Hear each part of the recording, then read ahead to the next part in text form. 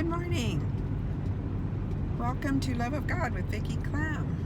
I'm just driving down the highway and thinking of God's blessings and how He carries us through things and how He pours into us.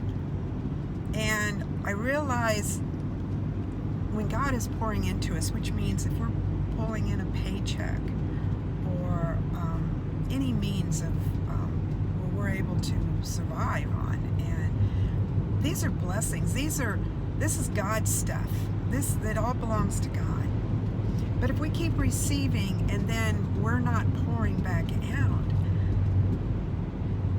it makes me think of a big jar that you're filling up with stuff, but then it gets full and you're not pouring anything out of it, you're only filling it up. There's a limitation. And so driving along, I was thinking, how do we limit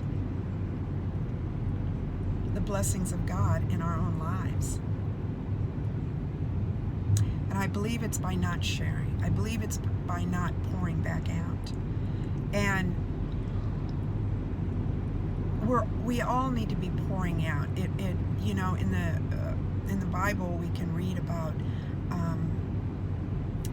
the leaders of the church, the apostles. They couldn't do everything, so they came and they put other people in charge of taking care of the widows and the orphans, and that is important, and that is the job of all of us. And when we're receiving from God, whether it's through a paycheck or other things that people do for us, because it's not just in the monetary stuff, but it's in time and everything, and we're receiving, that is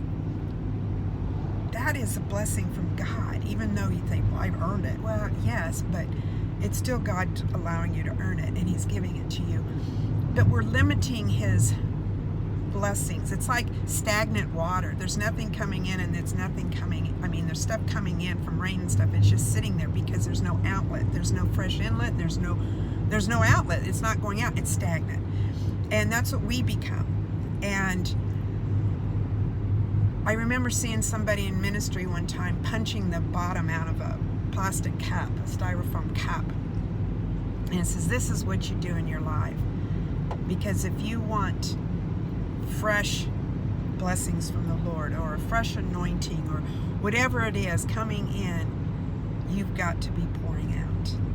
And so no matter what's going on in your life, no matter how hard times might be, no matter how tight they are financially, remember, somebody's got it worse. Somebody can use your help, and you need to be, as we all do, a vessel for God to pour in and then pour through and into the lives of others, either in giving of possessions, money, or of time.